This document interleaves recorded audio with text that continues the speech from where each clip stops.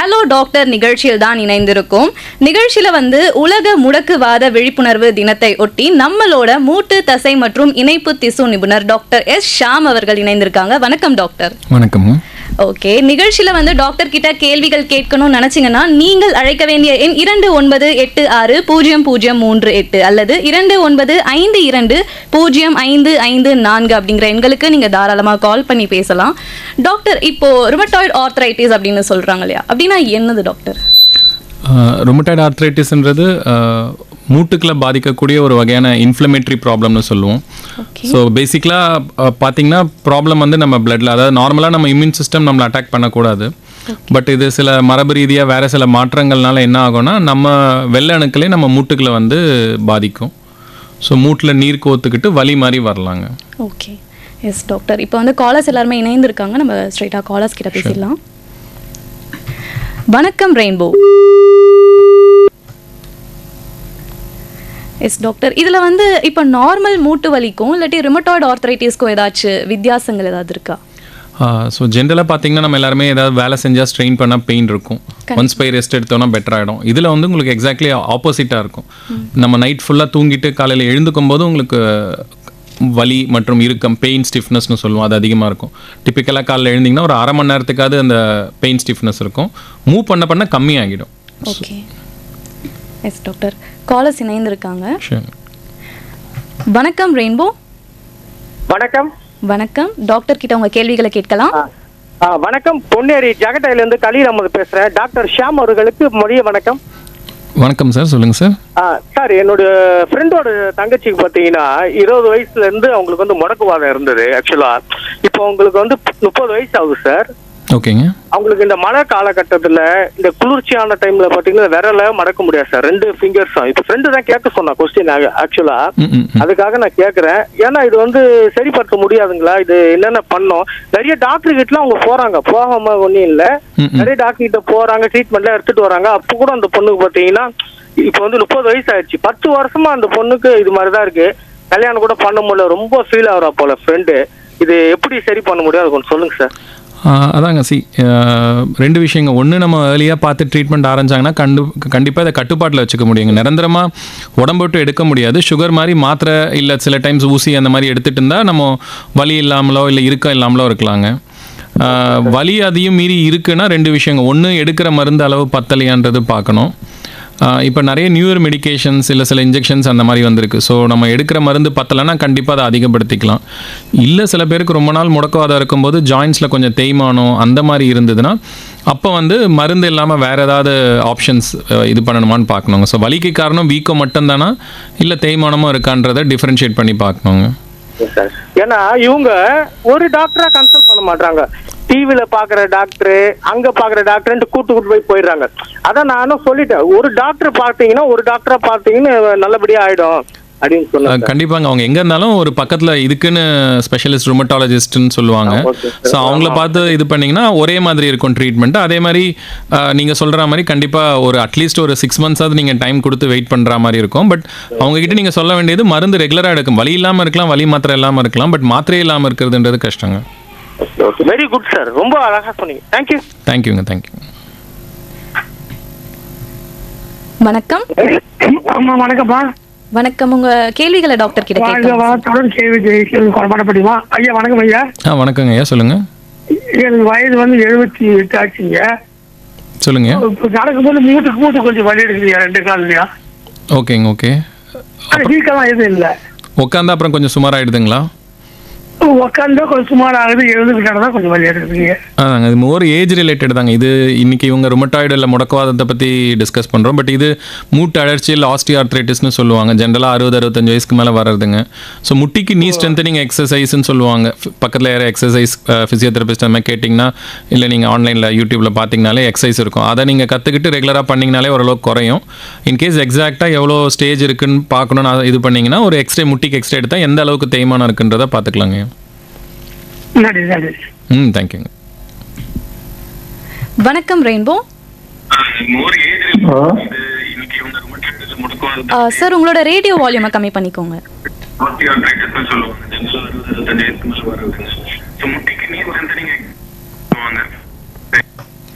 Yes sir. So இப்போ வந்து ஏர்லியராக நம்ம டயக்னோஸ் பண்ணுறோம் இல்லையா, முன்னாடியே வந்து டயக்னோஸ் பண்ணுறது என்னென்ன பெனிஃபிட்ஸ்லாம் நமக்கு வந்து இது இருக்குது சார்? இப்போ நான் முன்னாடி நேர்கிட்ட என்ன சொன்னேன்னா ஜென்ரலாக சக்கரை வியாதி மாதிரி லாங் டேர்மில் எடுக்கணும்னு சொன்னேன் இல்லைங்க. ஆனால் இப்போ ரொம்ப ஒரு மாதம் இல்லை ஈவன் 3 மாதம் வச்சுக்கோங்க, 3 மாதத்துக்குள்ளே நம்ம கண்டுபிடிக்கிறோம் அப்படின்னா ட்ரீட்மெண்ட் ப்ராப்பராக கரெக்டான டோஸில் அவங்க எடுக்கிறாங்கன்னா ஒரு 3 வருஷம் ரெகுலராக எடுக்கும்போது 4 ஒருத்தருக்கு ஈவன் மாத்திரையை நிறுத்துறதுக்கு கூட ஒரு சான்ஸ் இருக்குது. ஒரு பேச்சுக்கு அப்படி நிறுத்த முடியலனா கூட ஈவன் ஒரு கம்மியான டோஸில் நம்ம மெயின்டைன் பண்ணிக்கலாம், அந்த டேமேஜ் ஆகிடாமல் பார்த்துக்கலாம். ஸோ அந்த முதல் 2-3 வருஷம் கரெக்டான ட்ரீட்மெண்ட் எடுத்தாங்கன்னா லாங் டேர்மில் உங்களுக்கு டிசீஸை கண்ட்ரோல் பண்ணுறது வந்து ரொம்ப சுலபமாக இருக்கும். புரியுது. இப்போ இதை வந்து நம்ம கம்ப்ளீட்டாக வந்து க்யூர் பண்ணலாமா முழுமையாக? இல்லைங்க, உடம்பு விட்டு எடுக்க முடியாதுங்க, கட்டுப்பாட்டில் வச்சுக்கலாம். பட் நான் சொன்ன மாதிரி அந்த ஃபஸ்ட்டு 2-3 இயர்ஸ் எடுத்தால் க்யூர்னு வார்த்தை யூஸ் பண்ண மாட்டோம். க்யூர்னா உடம்பு விட்டு எடுத்துரு, ரெமிஷன் ஒரு வார்த்தை சொல்லுவோம். அதாவது டிசீஸை நீங்கள் வந்து தூங்க பண்ணலாம். ஓகே. ஸோ எப்போனா எழுந்துக்கலாம், பட் அட்லீஸ்ட் நீங்கள் இனிஷியலாக ப்ராப்பராக எடுத்திங்கன்னா நிறைய நாளைக்கு வந்து நீங்கள் ரெமிஷனில் அந்த டிசீஸ் அமைதியாக இருக்கிறதுக்கு நம்ம ட்ரீட்மெண்ட் எடுத்தால் பண்ண முடியும் அந்த மாதிரி. Okay sir. டாக்டர், ருமட்டாய்டு ஆர்த்ரைட்டிஸில் நம்ம வந்து நிறையா பேசிகிட்டு இருக்கோம். இந்த சமயத்தில் வந்து எக்ஸசைஸ் இல்லாட்டி இந்த ஃபிசியோதெரப்பி, டயட் பிளான்ஸ் அதெல்லாமே நீடடா, எந்த மாதிரி நம்ம வந்து கடைபிடிக்கலாம் சார்? டயட் கண்டிப்பாக எனி க்ரானிக் டிசீஸ் மாதிரி இதுலேயும் ஒன் ஆஃப் த ஃபேக்டர்ஸ். அது சில டைம்ஸ் நிறைய கேட்பாங்க, அதாவது கிழங்கு சாப்பிட்லாமா, புளி சாப்பிட்லாம், ரொம்ப அந்தளவுக்கு ஸ்ட்ராங் கனெக்ஷன் கிடையாது எவிடன்ஸ் சயின்டிஃபிக்காக. 2 விஷயம், கொஞ்சம் சுகர்ஸ் வந்து கம்மி பண்ணிக்கலாம் கண்டிப்பாக. சுகர்ஸ்னால் நான் சொல்கிறது ஸ்வீட்ஸ், கேக்ஸ், அந்த மாதிரி பெப்சி, அந்த மாதிரி items, processed foods, junk foods. இன்னொன்று வந்து நான்வெஜ் யாராவது சாப்பிடுவாங்கன்னா அதில் ரெட் மீட் கொஞ்சம் குறைச்சிக்கலாம். ஒமேகா 3 ஃபேட்டி ஆசிட்ஸ் சீ ஃபுட்டில் அதிகமாக இருக்கும், அதை அதிகப்படுத்திக்கலாம். இது ஃபுட் ரிலேட்டட். எக்ஸசைஸ் நார்மலாக இப்போ ஏர்லியாக கண்டுபிடிக்கிறவங்களுக்கு ஒரு கார்டியாக் இது வாக்கிங்கோ ஜாகிங்கோ இல்லை யோகா ஹெல்ப்ஃபுல்லாக இருக்கும். சில பேருக்கு ரொம்ப நாள் இருந்தது முட்டி தேய்மானம், அந்த மாதிரி ஏதாவது ஒரு பர்டிகுலர் ஜாயிண்ட்டில் கொஞ்சம் தேய்மானம் இருந்ததுன்னா அந்த பர்டிகுலர் ஜாயிண்ட்டுக்கு வந்து ஸ்ட்ரென்தனிங் எக்ஸசைஸ், சுற்றி இருக்க தசைங்களை உறுதிப்படுத்துகிற மாதிரி எக்ஸசைஸ் ஹெல்ப்ஃபுல்லாக இருக்கும். ஓகே. இது இல்லாமல் ஸ்ட்ரெஸ்னால இந்த விஷயம் ஏற்படுதா டாக்டர்? ருமட்டாய்டு பேசிக்கலாக ஏன் வருதுன்றது என்னென்னா, பேசிக்கலாக நமக்கு மரபுன்னு ஒன்று தேவைங்க. அதாவது உடனே கேட்பாங்க ஃபேமிலியில் யாருக்கும் இல்லை அப்படின்னு. மரபுன்றது ஆட்டோ இம்யூன் டிசீஸ் வர்றதுக்கான மரபு ஃபேமிலியில் இருக்கணும். அது அம்மா அப்பான்னு மட்டும் இல்லை, ஃபேமிலி ட்ரீ, அது தாத்தாவாக இருக்கலாம், இல்லை பெரியப்பாவாக இருக்கலாம், அத்தையாக இருக்கலாம். அது கூட வந்து நம்ம சுற்றுப்புற சூழலில் நிறைய காரணிகள் இருக்கும், ட்ரிகர்ஸ்னு சொல்லுவோம். அதில் ஒன் ஆஃப் த இது ஸ்ட்ரெஸ் நம்ம எடுத்துக்கலாம். பட் நம்மளால் தவிர்க்க முடிஞ்சது பார்த்திங்கன்னா ஸ்மோக் பண்ணால் ருமட்டாய்டு ஆர்த்ரைட்டிஸ் வரதுக்கு வாய்ப்புகள் அதிகம். அது ஒன்று மட்டுமாவது அட்லீஸ்ட் நம்ம கண்ட்ரோலில் இருக்குது. அஃப்கோர்ஸ் ஸ்ட்ரெஸ்ஸு, அப்புறம் இல்லை சில பேருக்கு நம்ம நிறைய கோவிட்க்கு அப்புறம் நிறைய பேருக்கு ஆர்த்ரைட்டிஸ் வந்து பார்த்தோம், இல்லை சிக்கன் குனியா கேள்விப்பட்டிருப்போம். இந்த மாதிரி ஒரு இன்ஃபெக்ஷன் வந்தாலும் அதுக்கப்புறம் வந்து காமனாக வந்து ஆர்த்ரைட்டிஸ் ட்ரிகர் ஆகலாம். எஸ் டாக்டர், காலர்ஸ் இணைப்பில் இருக்காங்க. வணக்கம் ரெயின்போ. ஹலோ, வணக்கம்மா, உங்களோட கேள்விகளை டாக்டர் கிட்ட கேட்கலாம். ஆவடியில இருந்து ராணி பேசுறேன். Good afternoon doctor. Good afternoon madam, சொல்லுங்கள். டாக்டர், இந்த ருமேட்டிக் ஆர்த்ரைட்டிஸ் அப்படின்னு சொல்லிட்டு என்னோட ஃப்ரெண்டுக்கு யங் ஸ்டேஜ்ல வந்தது. முட்டு வலி அப்படிலாம் இருந்தது, ஃபீவர் இருந்தது, சரியாயிட்டுது. அப்புறமா வேற நடக்கிறதுலாம் ஒரு பிரச்சனை இல்லை. ஆனா லேட்டஸ்ட் ஸ்டேஜ்ல என்ன ஆச்சுது அப்படின்னு சொன்னா, அது வந்து அந்த ருமேட்டிக் ஆர்த்ரைட்டிஸ்க்கு காரணமான பாக்டீரியா ஹார்ட் வால்வை சுருங்க வச்சுட்டு அப்படின்னு சொல்றாங்க. அது உண்மையா டாக்டர்? எப்படி? அது ருமட்டாய்டு ஆர்த்ரைட்டிஸ் இல்லைங்க, இந்த முடக்காதன, அது வந்து ருமேட்டிக் ஃபீவர்னு சொல்லுவாங்க. சின்ன வயசு அது ருமேட்டிக் ஃபீவருங்க, அது பேர். சின்ன வயசுல ஸ்ட்ரெப்டோகாக்கஸ்னு ஒரு பாக்டீரியானால ஃபீவர் வரும். அது வந்து ஹார்ட்டை வந்து டச் பண்ணிடும், வால்வை. ஸோ அதுக்கு வந்து யூஸ்வலாக அந்த ஃபீவர் வந்த டைம்லேயே கண்டுபிடிச்சாங்கன்னா பெனிசிலின் அந்த மாதிரி ஆன்டிபயோட்டிக்ஸ் கொடுத்தாங்கன்னா திரும்பி வராமல் இருக்கலாம். பட் இன்கேஸ் நமக்கு அது சின்ன வயசில் வந்துட்டு போனது தெரியல, ஹார்ட் பாதிப்பு இருக்குன்னா வேலில் சுருக்கம் இல்லை லீக் வந்து ஏற்படுறதுக்கு வாய்ப்பு இருக்குது. அது சிவியாரிட்டியை பொறுத்து வெறும் மருந்தா இல்லை சில டைம்ஸ் ஏதாவது ப்ரொசீஜர் பண்ணணுமான்றதை டாக்டர் சொல்லுவாங்க.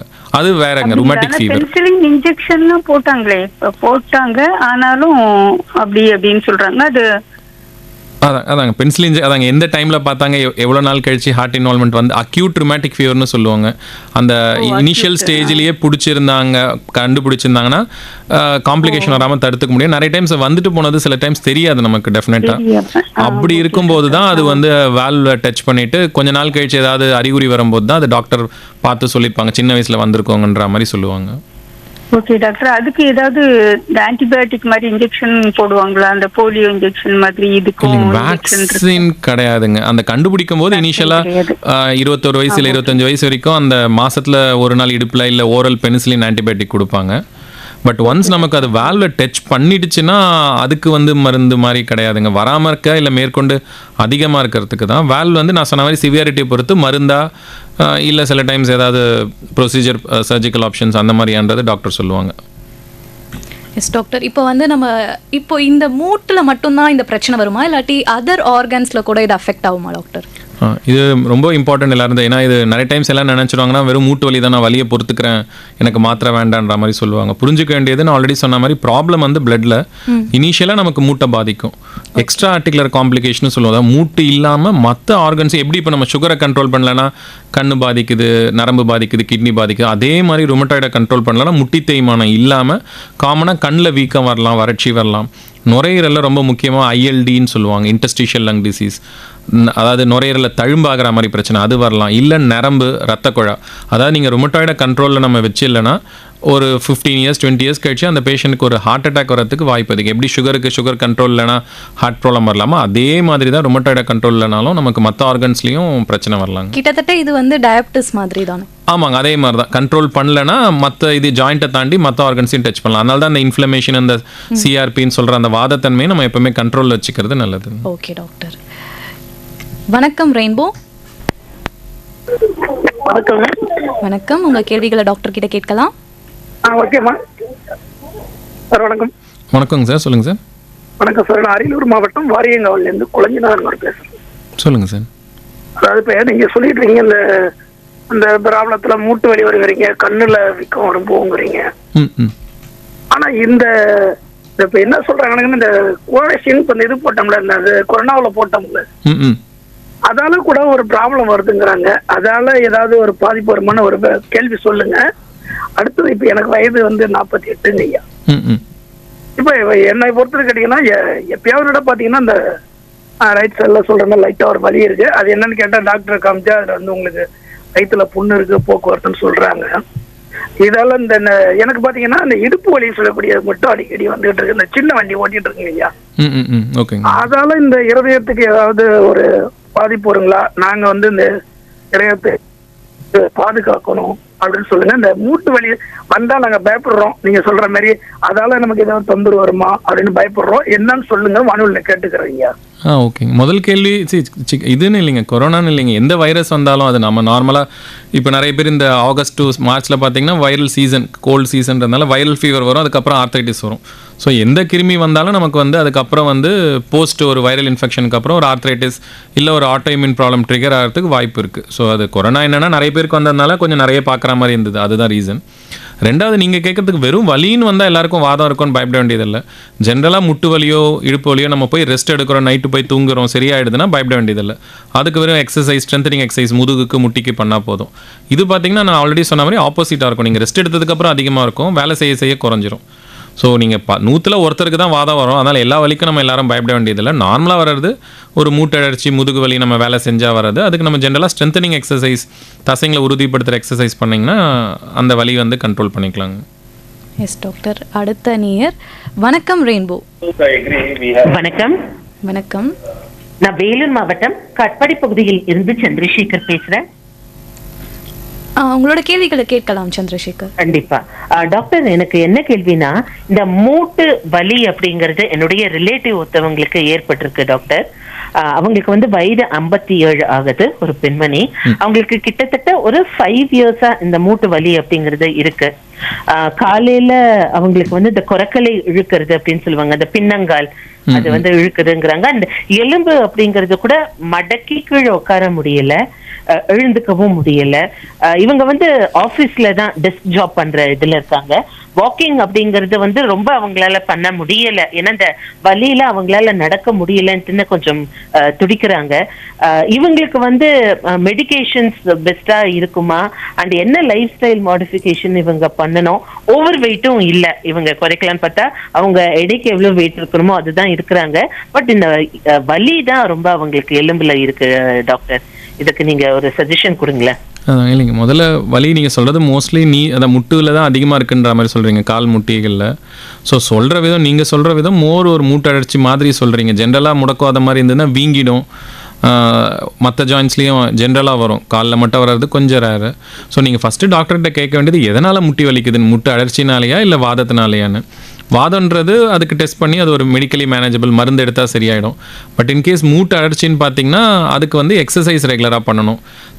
தேய்மானம் கொஞ்சம் அதிகமாக இருந்தால் தரையில் உட்கார்றது, மாடிப்படி ஏறி இறங்குறது இதெல்லாம் தவிர்க்கலாம். அதே மாதிரி ஒரு டாய்லெட்னா வெஸ்டர்ன் யூஸ் பண்ணலாம், இந்தியன் காலை மடக்கி செய்கிற வேலைங்களை தவிர்க்கலாம். ஃபிசியோவில் கேட்டிங்கன்னா அதுக்குன்னு ஸ்ட்ரென்தனிங் எக்ஸசைஸ் மாதிரி சொல்லுவாங்க. ஸோ ஃபஸ்ட்டு நம்ம தெரிஞ்சிக்க வேண்டியது அவங்களுக்கு முட்டி வலிக்கான காரணம் தேய்மானம் அழற்சியா இல்லை வாதமானதுங்க, அதுதாங்க இம்பார்ட்டன்ட். அதை பேஸ் பண்ணி தான் ட்ரீட்மெண்ட் வந்து உங்களுக்கு சேஞ்ச் ஆகும். எஸ் டாக்டர், இப்போ வந்து இந்த ருமட்டாய்டு ஆர்த்ரைட்டிஸ் அப்படின்றது எந்த பாலினத்தையும் எந்த வகையான ஏஜ் கேட்டகரி அதுக்கு ஏதாச்சும் இருக்கா சார்? காமனாக வந்து பெண்களை அதிகமாக பாதிக்குங்க. 30 to 50 யூஸ்வலாக 4th decade 5th decade அவங்களெல்லாம் அதிகமாக பாதிக்கும். அதுக்கு நிறைய ரீசன்ஸ் இருக்குது. குரோமோசோமில் ஆரம்பிச்சு ஹார்மோன்ஸ் அந்த மாதிரி இது இருக்குது. அதுவும் பர்டிகுலராக பெண்களில் நிறைய பேருக்கு ட்ரிகர் ஆகிறது 2 டைமில் போஸ்ட் மெனோபாஸ், மாதவிடாய் நின்னதுக்கப்புறம் ஒரு பெரிய ஹார்மோனல் சேஞ்சுனாலையும், சில பேருக்கு போஸ்ட் டெலிவரி அந்த போஸ்ட் நேட்டல் ஃபீட் பண்ணிட்டு இருக்க அந்த டைமில் இந்த 2 டைமில் ட்ரிகர் ஆகலாம். பட் நாட் தட் அதுக்குன்னு ஜென்ஸுக்கு வரக்கூடாதுன்னு கிடையாது. பட் யூஸ்வலாக ஒரு 3 பெண்களுக்கு வந்ததுன்னா ஒருத்தர் ஆண்களுக்கும் வரலாம். குழந்தைங்களுக்கும் 16 வயசுக்கு உட்பட்ட குழந்தைங்கள், 1 வயசு குழந்தையில ஆரம்பித்து 16 years வரைக்கும் வரலாம். ஜூனைல் இடியோபத்திக் ஆர்த்ரைட்டிஸ்னு சொல்லுவோம். 60 வயசுக்கு மேலே வந்ததுன்னா லேட் ஆன்செட் ருமட்டாய்டுன்னு சொல்லுவோம். பட் காமனாக பெண்களை 30 to 50 அதிகமாக பாதிக்குங்க. Okay doctor. இணைப்பில் வணக்கம் ரெயின்போ.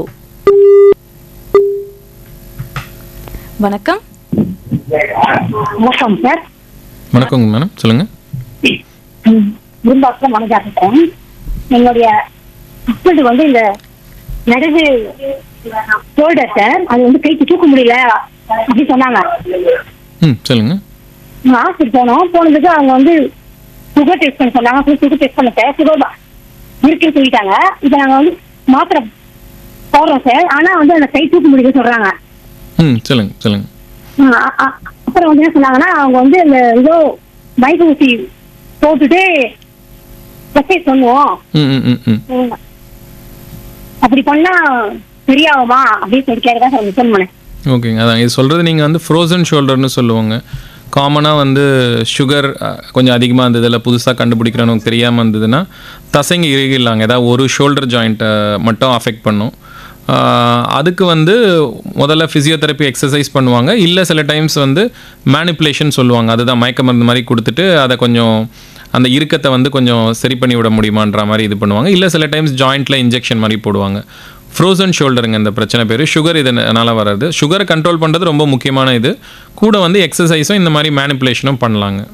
வணக்கம் சார். வணக்கங்க, சொல்லுங்கள் சார். முடக்க வரத்துக்கு வந்து முடக்கத்தண்டை கரண்டெல்லாம் சாப்பிட்டா வராது சார், அது உண்மையா சார்? இல்லைங்க, அப்படி இல்லை.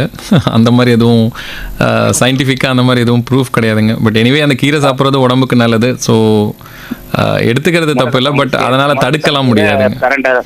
கரண்டெல்லாம் வச்சு ஊருக்கு அரைச்சி சாப்பிட்டா முடக்குவது வராது. அதாங்க, தடுக்கலாம் முடியாதுங்க. அது அப்படின்னா யாருக்கும் வரக்கூடாது இல்லைங்க, அப்படி கிடையாதுங்க. சார் ஓகே, நன்றி சார். தேங்க்யூங்க. செங்கல்பட்டுலேருந்து பழனி பேசுகிறேன். ஓகே, நன்றி சார். நன்றிங்க.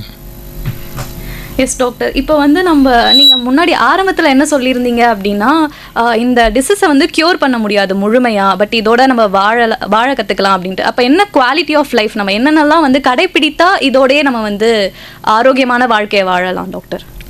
சரி, ரொம்ப முக்கியமானது ஃபஸ்ட்டு கன்ஃபார்மாக ஒரு நிபுணர் வந்து ருமட்டாலஜிஸ்ட் இது இருக்குதுன்னு சொன்னாங்கன்னா அக்செப்டன்ஸ் ப்ராக்டிக்கலாக நாங்கள் பார்க்குற ரொம்ப டிஃபிகல்ட்டி. எனக்கே வந்துச்சு, யாருக்கும் வரல, எனக்கு எந்த கெட்ட பழக்கமும் இல்லை, எனக்கு வந்துச்சு, மற்றவங்களுக்கு இல்லை. இதுதான் ரொம்ப முக்கியமான இது. ரெண்டாவது என்னென்னா, இது லாங் டேர்ம் போடணும், எனக்கு கிட்னி இது ப்ராப்ளம் வந்துடும், எந்த இங்கிலீஷ் மருந்து போட்டாலும் லிவர் ப்ராப்ளம் வந்துடும், இந்த மாதிரி நிறைய டவுட்ஸ் இருக்கும். தவறான மித்ஸ்ன்னு சொல்லுவோம், அந்த மாதிரி நிறைய இது இருக்கும். புரிஞ்சுக்க வேண்டியது என்னென்னா, எக்ஸப்ட் நான் ஆல்ரெடி சொன்ன மாதிரி ஸ்மோக் பண்ணுறவங்கள தவிர இது நம்ம கண்ட்ரோலில் கிடையாது. ஏதோ ஒரு விஷயத்தினால தூண்டி வந்துடுச்சு, இதுக்கப்புறம் என்ன பண்ணுறது? கண்டினியூஸாக 6 வாரத்துக்கு மேலே நமக்கு ப்ராப்ளம் இருந்தால் மருந்து எடுத்து தான் ஆகிற மாதிரி இருக்கும். ஸோ பாசிட்டிவாக யோசிக்க வேண்டியது என்னென்னா, நம்ம மாத்திரை எடுக்கும்போது அந்த மாத்திரை அது வந்து லிவர் வழியாக போகுமா, இல்லை சிலதுக்கு கண்ணு டெஸ்ட் பண்ணுமா, என்ன உங்கள் டாக்டர்கிட்ட எது பண்ணால் நான் சைடு எஃபெக்ட் வராமல் என்னை தடுத்துக்க முடியும், அது வந்து நீங்கள் டாக்டர்கிட்ட கேட்கணும். அப்புறம் ரெண்டாவது வந்து கண்டிப்பாக ஒரு சிம்பிள் அட்வைஸ் தான். பட் என்னென்னா, அட்லீஸ்ட் ஒரு 7 மணி நேரம் தூங்குறது, ஏதாவது ஒரு ஃபார்ம் ஆஃப் ஃபிசிக்கல் ஆக்டிவிட்டி, உடற்பயிற்சியோ யோகாவோ பண்ணுறது. அப்புறம் கண்டிப்பாக டயட்லேயும் வந்து நான் ஆல்ரெடி சொன்ன மாதிரி அதையும் ஒரு ஹெல்த்தியாக எடுத்துக்கிட்டோன்னா அது இன்னொரு அடிஷ்னல் இது. சில பேருக்கு வந்து கொஞ்சம் ஸ்ட்ரெஸ்ஸு மன அழுத்தம் இருந்தாலும் கம்மியாக இருக்க வலி கூட மிகைப்படுத்தி தெரிகிற மாதிரி இருக்கும். அகைன் அங்கேயுமே வந்து உங்களுக்கு ஒரு யோகா அந்த மாதிரி ஒரு லைஃப் ஸ்டைல் மாடிஃபிகேஷன் டெஃபினட்டாக ஹெல்ப் பண்ணும். இது இல்லாமல் சில சின்ன சின்ன விஷயங்கள், இது இருந்தால் என்னால் நார்மலாக கன்சீவ் ஆக முடியும், பெண்களுக்கு வரதுனால கண்டிப்பாக முடியும். மருந்துகளை மட்டும் ப்ரெக்னன்சி ஃப்ரெண்ட்லியாக எடுத்துக்கிற மாதிரி இருக்கும், அது ஒரு இது. அதே மாதிரி சளி, இருமல் அந்த மாதிரி ருமட்டாய்டு இல்லாமல் வேறு ஏதாவது ப்ராப்ளம் வந்தால் அந்த டைமில் அந்த மாத்திரையை டெம்பரரியாக நிறுத்தணுமா அப்படின்றது கேட்டுக்கலாம். சில நோய் தொத்து வராமல் வேக்சின்ஸ் தடுப்பூசியாக இருக்குது, அதாவது ருமட்டாய்டு மருந்து எடுக்கும்போது சளி இருமல் பிடிக்காமல் இருக்க, இல்லை சில வைரல் இன்ஃபெக்ஷன் வராமல் இருக்க தடுப்பூசியும் இருக்குது, அதை எடுத்துக்கலாம்.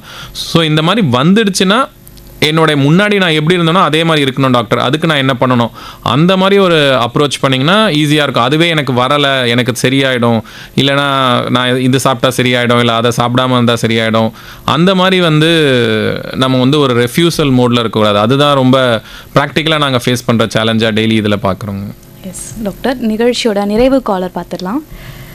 வணக்கம் ரெயின்போ. ஹலோ, வணக்கம். வணக்கம் madam, Kumar here. Okay sir, doctor சார்ட்ட பேசலாம் தாராளமா. டாக்டர் சார் நேம் தெரிஞ்சுக்கலாமா? Doctor Sham. Sham, okay okay sir. வணக்கம் சார். வணக்கம் சார், சொல்லுங்கள் சார். நான் குமார் சார். சார் உங்க ப்ரோக்ராம் கேட்டுட்டு இருந்தேன்.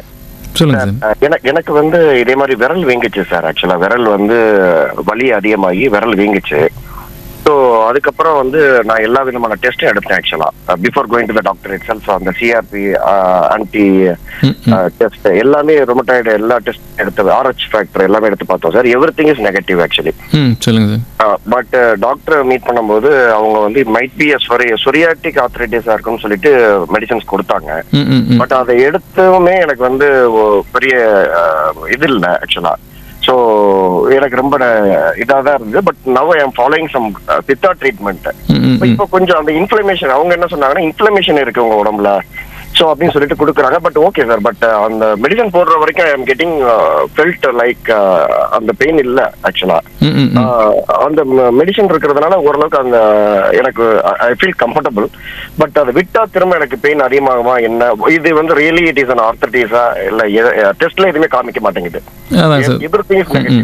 சார் ஜென்ரலாக அடிப்படாமல் ஏதாவது மூட்டு வீங்குதுன்னா அது ஆர்த்ரைட்டிஸ்னு எடுத்துப்போங்க சார். அதுவும் ஒன்று இல்லை, ஒன்றுக்கு மேலே ஜாயின்ஸில் வந்ததுன்னா மோஸ்ட்லி ஆர்த்ரைட்டிஸ் தான். சில பேருக்கு நீங்கள் சொல்கிற மாதிரி நெகட்டிவ் ஆர்த்ரைட்டிஸும் வரும். அப்படி இருக்கும்போது உங்களுக்கு இன்கேஸ் எனக்கு அதையும் தாண்டி ப்ரூஃப் வேணும்னா நீங்கள் அல்ட்ராசவுண்ட் இல்லை MRI ஸ்கேன் பண்ணால் அதில் கண்டுபிடிச்சிடலாங்க சார் வீங்கி இருக்கா இல்லையான்னு. கண்ணில் பார்க்குறதுக்கே வீங்கிருந்தால் ஜென்ரலாக கேட்க மாட்டோம். பட் நீங்கள் எனக்கு பிளட்டில் இல்லை, இது லாங் டேர்ம் எடுக்கணும்னு சொல்கிறீங்களே, எனக்கு வந்து கண்டிப்பாக அது இருக்கா இல்லையா பார்க்கணுன்னா நீங்கள் ஸ்கேன் மாதிரி பண்ணிங்கன்னா அதில் வந்து எந்த அளவுக்கு சிவியாரிட்டி இருக்குன்றது தெரிஞ்சிருவாங்க சார். எஸ் டாக்டர், இதுக்கு நியூ இயர் ட்ரீட்மெண்ட் ஏதாச்சும் இருக்கா டாக்டர்? முன்ன ஒரு காலத்தில் இதுக்கு ட்ரீட்மெண்ட் ரொம்ப கம்மியாக இருந்ததுங்க. இப்போ லாஸ்ட் ஒரு 15-20 இயர்ஸில் நிறைய மாறிடுச்சு. ஸோ நியூயர் மாலிகுல்ஸ், பயாலஜிக்கல்ஸ்னு சொல்லுவோம், இன்ஜெக்ஷன்ஸ்னு இருக்குது, இல்லை இப்போ ஸ்மால் மாலிகுல்ஸ் அதுவே மாத்திரை வடிவில் வந்திருக்கு. சிலது கொஞ்சம் காஸ்ட்லியாக இருக்கும். பட் அப்படி இன்கேஸ் அது ரொம்ப காஸ்ட்லியாக இருக்குன்னு நினைக்கிறவங்களும் நல்ல விஷயம் என்னென்னா, நம்ம தமிழ்நாட்டில் வந்து ஈவன் கவர்மெண்ட் ஹாஸ்பிட்டல்ஸில் நிறைய இடத்துல டிபார்ட்மெண்ட்ஸ் இருக்குது, அங்கே இந்த மருந்துங்கள்லாம் ஃப்ரீயாக கூட கிடைக்குது. ஸோ தெரிஞ்சிக்க வேண்டியது இந்த மாதிரி புது மருந்துங்க இருக்குது. ஸோ எனிமோர் வந்து ஸ்டீராய்ட் பெயின் கில்லரே நம்ம டிபெண்ட் ஆகி இருக்கணுன்ற அவசியம் கிடையாது. நம்ம பேசிக் மருந்தில் கட்டுப்படுத்த முடியலன்னா இந்த மாதிரி அடுத்த லெவல் மருந்து போய் கட்டுப்படுத்துறது வந்து ஹெல்ப்ஃபுல்லாக இருக்கும் பேஷண்ட்ஸ்க்கு. எஸ் டாக்டர், இவ்வளோ நேரம் எங்கள் கூட இருந்து நீங்கள் வந்து நிறைய தகவல்களை வந்து கொடுத்தீங்க, ரொம்ப நன்றி டாக்டர். வேற ஏதாச்சும் நீங்கள் இதை பற்றி ஷார்ட்டாக சொல்லணும் அப்படின்னா சொல்லலாம். இல்லைங்க, மெயினாக என்னென்னா நான் ஆல்ரெடி சொன்ன மாதிரி ஒன்று அக்செப்டன்ஸ், ரெண்டாவது நமக்கு இருக்கிற மாதிரி இன்னொருத்தரோட எப்பவுமே கம்பேர் பண்ணாதீங்க. ஏன்னா ஒருத்தங்க டயட்டில் சுகர் சரி பண்ணிக்கிற பேஷண்ட்ஸும் இருப்பாங்க, பாவம் சில பேர் இன்சுலின் போடுறவங்களும் இருப்பாங்க. நம்ம வியாதிக்கு எவ்வளோ மருந்து தேவையோ அதை வந்து நம்ம எடுக்கிற மாதிரி இருக்கும். ஏன்னா சில பேர் அவங்க மாத்திரையை போடல, இல்லை 3 மாதம் இருந்து சரியாயிடுச்சுன்னா அவங்களுக்கு மைல்டாக இருந்தால் சில பேருக்கு தானாக அமைதியாகிடும். சில பேருக்கு வந்து வியாதியோட வீரியம் அதிகமாக இருக்கும். ஸோ வியாதியோட வீரியத்துக்கு ஏற்ற மாதிரி உங்கள் மருத்துவரை அணுகி அதுக்கேற்ற மாதிரி மருந்து எடுத்து மெயினாக வலி நிவாரணியே இல்லாமல் உங்கள் டிசீஸை கண்ட்ரோல் பண்ணிக்கோங்க. எஸ் டாக்டர், இவ்வளோ நேரம் வந்து நீங்கள் எங்களுக்கு நல்ல தகவல்களை கொடுத்ததுக்கு நன்றி டாக்டர். நன்றிங்க, தேங்க்யூ.